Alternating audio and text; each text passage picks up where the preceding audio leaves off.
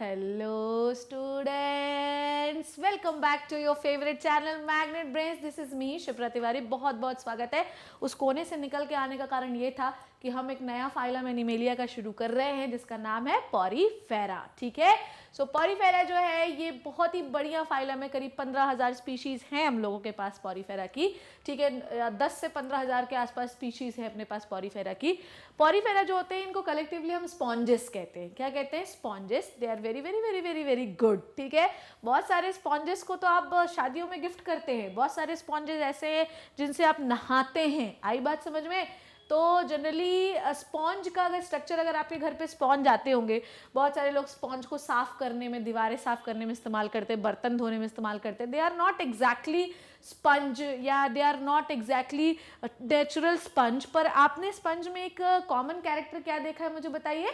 आपने common character देखा, उसमें छेद होते हैं. होते कि नहीं होते? तो स्पंजेस में होते हैं बहुत सारे छेद, और ये छेद जो होते हैं ये एक्चुअली पानी के एंट्री और एग्जिट के लिए होते हैं. तो कुल मिला के जो आपके घर पे स्पॉन्ज आता है ना, उसको दिमाग में रखो. और मैं आपको बता रही हूँ ना कि उनकी बॉडी में जैसे छोटे छोटे छेद होते हैं ना, वैसे हर स्पॉन्ज के छेद होते हैं. तो पॉरी का मतलब ही होता है पोरस. ठीक है, porous not porous. Okay, so porous body होती है, छेद वाली बॉडी होती है इनकी. और ये बड़े ही सुंदर और ब्यूटीफुल होते हैं. एक्सक्लूसिवली मराइन है, पर कुछ फॉर्म जैसे स्पॉन्जिला मराइन नहीं होता, ये फ्रेश वाटर होता है. So let's start with the phylum Porifera which is the first exact phylum of the kingdom animalia. देखते हैं क्या होता है ये. सबसे पहले एज यूजुअल हम कोई भी फाइलम पढ़ते हैं तो सबसे पहले हम लोग क्या पढ़ते हैं बेटा? हम लोग पढ़ते हैं मैडम जनरल कैरेक्टरिस्टिक्स. क्या पढ़ते हैं? General characteristics. तो देर नहीं करते हैं क्योंकि जहां देर हुई वहां पर जो है गड़बड़ हुई. Okay, so let's start with the general characteristics of the this Porifera, phylum Porifera. देखते हैं क्या है. Let's start. देखिए क्या स्पॉन्जिला है, क्या बेहतरीन लग रहा है ये. क्यों? चलो, जनरल कैरेक्टरिस्टिक्स में इलियास ने ये सबसे पहले प्रूफ किया कि स्पॉन्जेस एग्जैक्टली एनिमल होते हैं और इन्हें आपको एनिमल किंगडम में ही रखना है.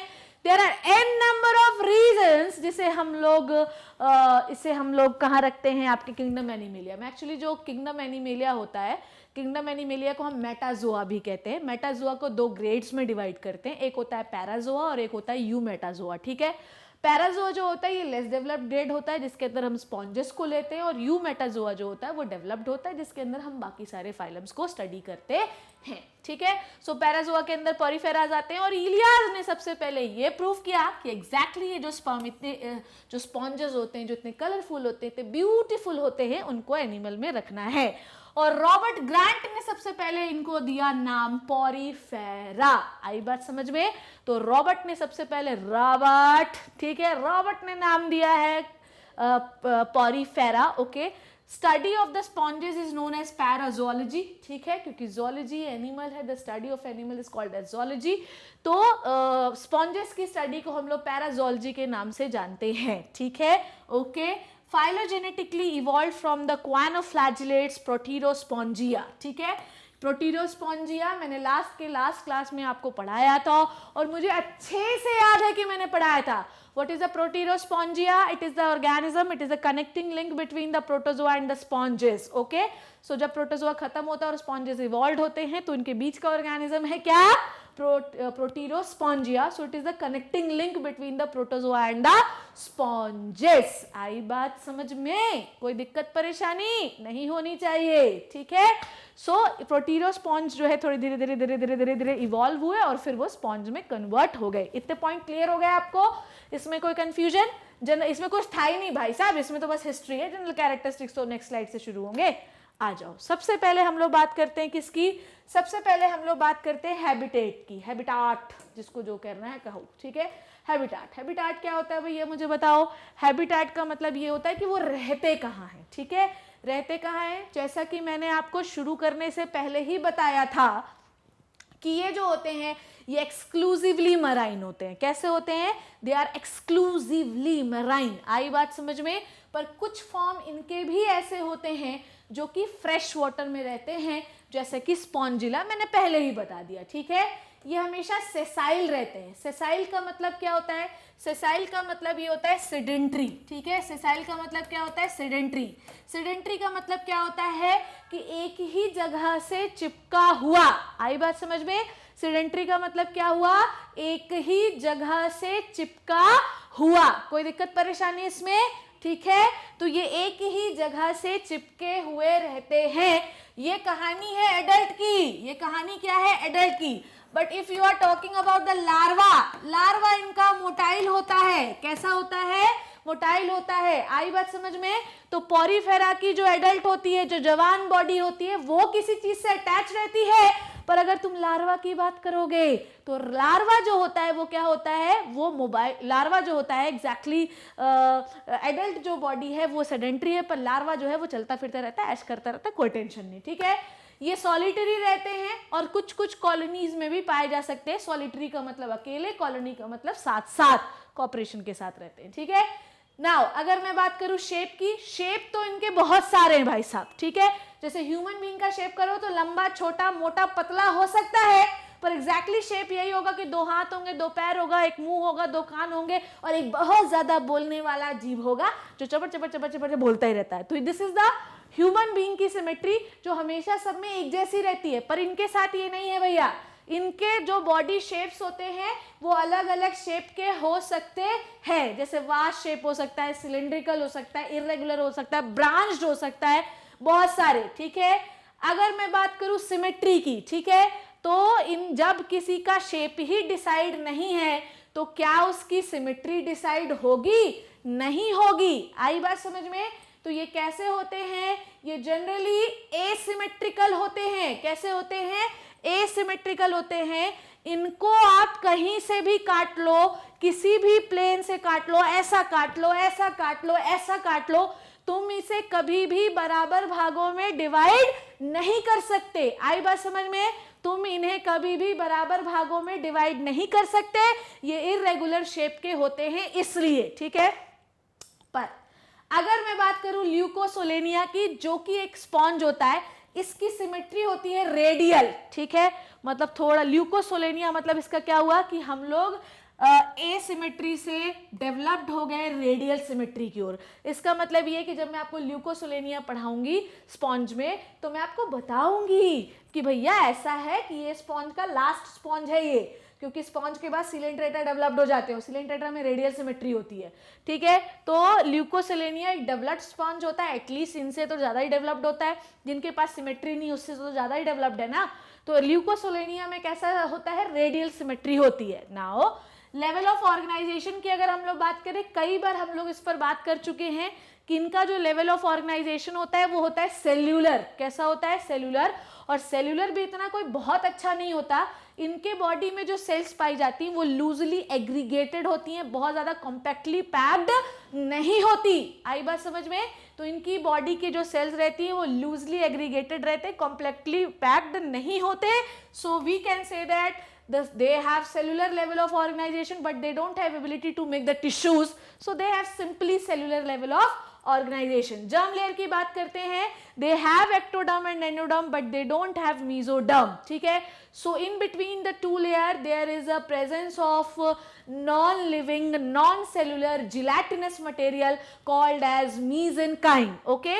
so suppose that अगर मैं ये बात कर रही हूँ कि सपोज दैट कि ये आपकी एक्टोडर्म है, ठीक है, बना दूं क्या थोड़ा सा, ठीक है। ये देखो सपोज दैट कि ये क्या है आपकी एक्टोडर्म और ये क्या है आपकी एंडोडर्म, ठीक। एक्टोडर्म और एंडोडर्म के बीच में एक नॉन लिविंग जिलेटिनस मटेरियल पाया जाता है, नॉन लिविंग जिलेटिनस मटेरियल पाया जाता है जिसे हम कहते हैं मीजेनकाइम, ठीक है। इसे हम क्या कहते हैं, मीजेनकाइम, जो कि मैंने आपको मे बी शायद पहले भी पढ़ाया होगा, ठीक है। मीजेनकाइम कहते हैं, ठीक है। कोई दिक्कत परेशानी, ठीक है। सो इतने आपको जनरल कैरेक्टरिस्टिक समझ में आए, सिमेट्री समझ में आई, लेवल ऑफ ऑर्गेनाइजेशन समझ में आया, शेप समझ में आया, हैबिटेट समझ में आया, जर्म लेयर समझ में आई। आगे बढ़े, कोई दिक्कत परेशानी, अरे बोलो ना, अरे नहीं होगी मुझे पता है, इतना तो आप जानते हो, ठीक है। अब आगे हम लोग बात करते हैं बॉडी वॉल की। आ जाओ, बॉडी वॉल की बात करो तो मैंने आपको क्या बताया था कि बॉडी वॉल में बेसिकली 2 लेयर है, एक है एक्टोडर्म और एक है एंडोडर्म। ये 2 तो लेयर हैं ही। बॉडी वॉल में जो आउटर लेयर होती है इसे हम पिनाकोडर्म कहते हैं, जो पिन पिनाती रहती, पिन पिन पिन पिन रोती रहती है, ऐसे रोती नहीं है तो बोल रही हूं मैं, ठीक है। सो आउटर जो लेयर होती है पॉरीफेरा की उसे हम कहते हैं आउटर डर्मल लेयर या पिनाकोडर्म। क्या कहते हैं, ध्यान से समझना, क्योंकि इनकी 2 लेयर में ही पूरा खेल हो जाना है, ठीक है। सो पॉरीफेरा में बेसिकली 2 लेयर होती हैं। आउटर लेयर को हम कहते हैं पिनाकोडर्म। क्या कहते हैं? पिनाकोडर्म। पिनाकोडर्म में कौन कौन सी सेल्स होती हैं? भैया टिश्यू तो होंगे नहीं, क्योंकि इनके पास तो सेलुलर लेवल ऑफ ऑर्गेनाइजेशन है। तो इनके आउटर वॉल पे जो सेल्स होती हैं, आउटर वॉल पे जो सेल्स होती हैं, उसमें एक सेल होती है फ्लैट सेल जिसे आप कहते हैं पिनाकोसाइट्स, और एक होती है ओवल शेप की सेल जिसको आप कहते हैं पोरोसाइट, ठीक है। तो पिनाकोडर्म आउटर लेयर होती है जिसमें एक पिनाकोसाइट सेल होती है और एक होती है पोरोसाइट सेल। पोरोसाइट सेल्स छेद बनाने का काम करती है और पिनाकोसाइट सेल जो होती है वो रक्षा करने का काम करती है, ठीक है। ओके, साइकोन की अगर मैं बात करूं तो पिनाकोडर्म को हम 2 भागों में डिवाइड करते हैं। एक होता है एक्सोपिनाकोडर्म और एक होता है एंडोपिनाकोडर्म, ठीक है। ओके, और एंडोपिनाकोडर्म एक कैविटी में खुलता है जिसका नाम है स्पॉन्जोसेल, जिसके बारे में हम लोग आगे बात करने वाले हैं, ठीक है। सो याद ध्यान से देखेंगे। सो आउटर लेयर को हम लोग, ये वाली जो लेयर है this is called as pinacoderm. Pinacoderm में कौन कौन सी सेल्स होती हैं? पिनाकोडर्म में 2 सेल्स होती है, एक होती है पिनाकोसाइट और एक होती है पोरोसाइट। पिनाकोसाइट, ये जो डॉट डॉट आपको दिख रहे हैं दिस इज द पिनाकोसाइट, और ये छेद की जगह पर दिख रहे हैं इट इज द पोरोसाइट, ठीक है। इतनी बात आपको समझ में आई? कोई दिक्कत परेशानी? अरे ठीक है ना, अभी तो लेयर ही पड़ी। सो हमने ये देखा कि भाई बॉडी वॉल में 2 लेयर होती हैं। पहले को हम पिनाकोडर्म कहते हैं जो कि पिनाकोसाइट और पोरोसाइट सेल से बनी होती है। अगर मैं बात करूं दूसरी लेयर ऑफ सेल्स की, तो दूसरी लेयर ऑफ सेल्स किससे बनी होती हैं? दूसरी लेयर ऑफ सेल्स बनी होती हैं कोएनोसाइट जिन्हें आप कहते हैं। तो आउटर वन इज द पिनाकोसाइट जिसमें कौन कौन सी सेल होती है? पोरोसाइट और पिनाकोसाइट। पिनाकोसाइट डॉट डॉट होती है जो कि रक्षा करती हैं और पोरोसाइट छेद बनाती हैं बॉडी में। दूसरी जो उसके जस्ट बाद की लेयर होती है उसे हम क्या कहते हैं? कोएनोसाइट या गैस्ट्रल लेयर कहते हैं। कोएनोसाइट को अगर मैं बात करूं, कोएनोसाइट एक ऐसी सेल होती हैं जो किसी और फाइलम में पाई ही नहीं जाती। आई बात समझ में? So choanocyte is the characteristics of the Porifera. आई बात समझ में? सो पॉरीफेरा का मतलब आपको समझ में आया? Porous body. और पॉरीफेरा जो बॉडीज होती हैं उनमें आउटर लेयर होती है पिनाकोसाइट, इनर लेयर होती है कोएनोसाइट की, या पिनाकोडर्म या कोएनोडर्म, ठीक, made up of pinacocyte and choanocyte respectively, ठीक है। अब समझो, अब अंदर वाली जो लेयर है वो क्या है? कोएनोसाइट है, ठीक है। कोएनोसाइट जो है it is the characteristics of the Porifera जो कि किसी और फाइलम में पाई ही नहीं जाती हैं। आई बात समझ में?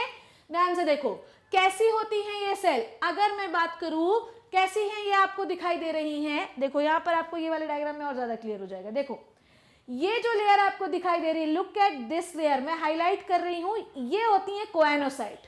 क्या होती हैं ये? कोएनोसाइट होती हैं। ये जो से 1 2 3 4 5 6 ये पूरी क्या है? कोएनोसाइट सेल है।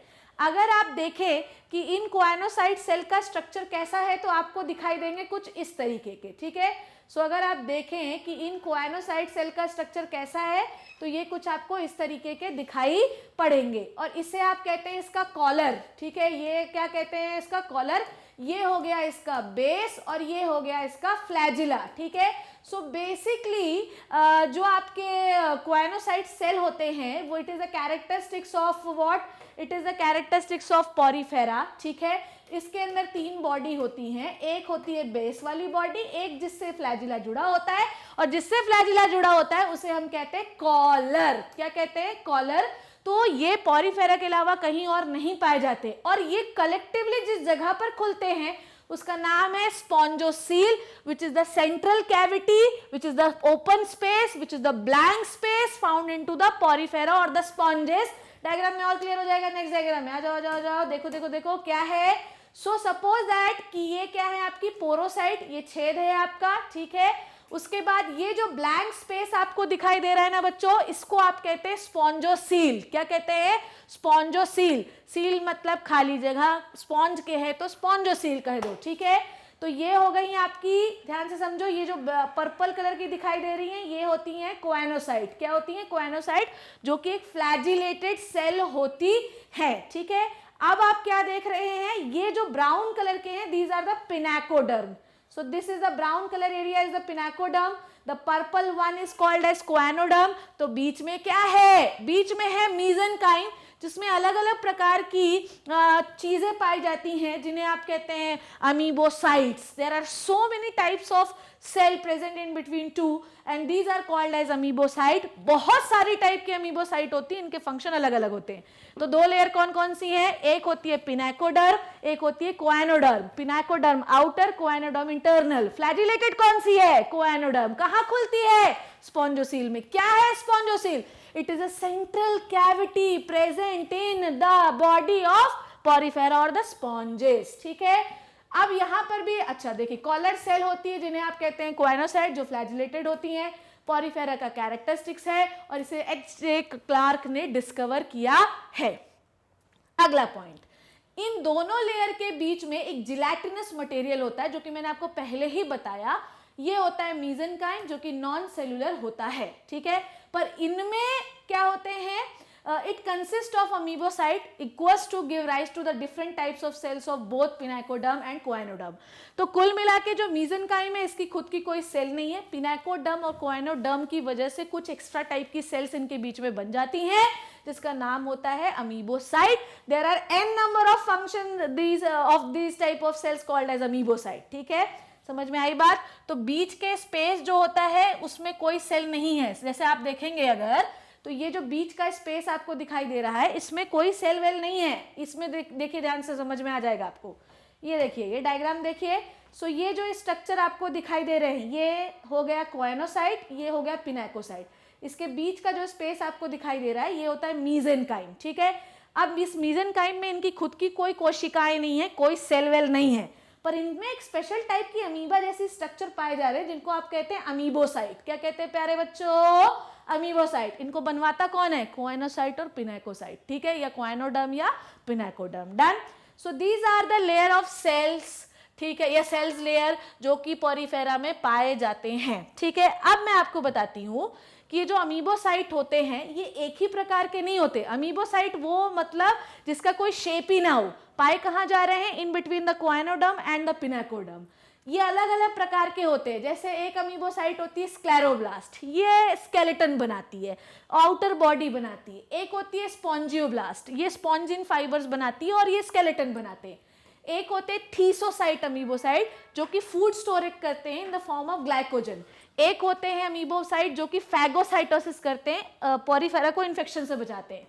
एक होते हैं ट्रोफोजोइट। ठीक है, ट्रोफोजोइट वो होते हैं जो स्पर्म एंड ओवा बनाते हैं। ठीक है, मतलब trophozoite is basically food storage के लिए, this is the food storage. Okay, food storage. Now archaeocyte, archaeocyte is the totipotent cell of the Porifera.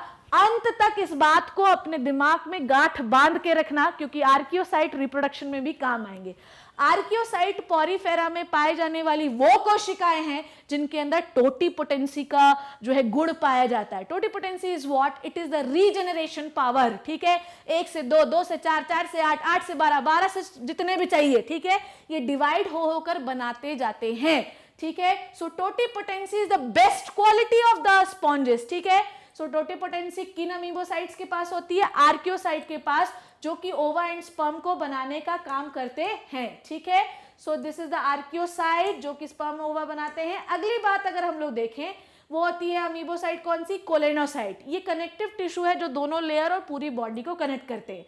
क्रोमोसाइट, sponges में बहुत सारे कलर होते हैं जो कि क्रोमोसाइट्स की वजह से प्रोड्यूस होते हैं। ठीक है, मायोसाइट, ये जब भी पानी को बाहर निकालना है तो छेद को बड़ा करना है, छोटा करना है, इन सब का नियंत्रण रेगुलेशन कौन करता है, मायोसाइट। ग्लैंड्स जो सेल्स होती हैं जो अमीबोसाइट है, ये स्पॉन्जेस को एक शाइनी अपीयरेंस देते हैं। ठीक है, और जर्म सेल ये क्या करते हैं, ये स्पर्म एंड ओवा बनवाते हैं जब भी ब्रीडिंग सीजन इनका आता है। तो कुल मिला के कोएनोडर्म और पिनाकोडर्म के बीच में ये जो अमीबोसाइट होती हैं ये कोई एक सेल नहीं है, ये इतने टाइप की होती हैं और ये इनके फंक्शन होते हैं। So these are the some of general characteristics of the Porifera. कुछ और भी बचे हैं जिनको हम नेक्स्ट क्लास में डील करेंगे, तो घबराना नहीं है, सिंपल है। अभी तो पोरिफेरा शुरू हुई है मेरे दोस्त, कहानी अभी बहुत ज्यादा बाकी है जिसको हम नेक्स्ट क्लास में डील करेंगे। तो घर पे रहिए, सेफ रहिए, पढ़ते रहिए और वीडियो जरूर देखिए। Thank you so much.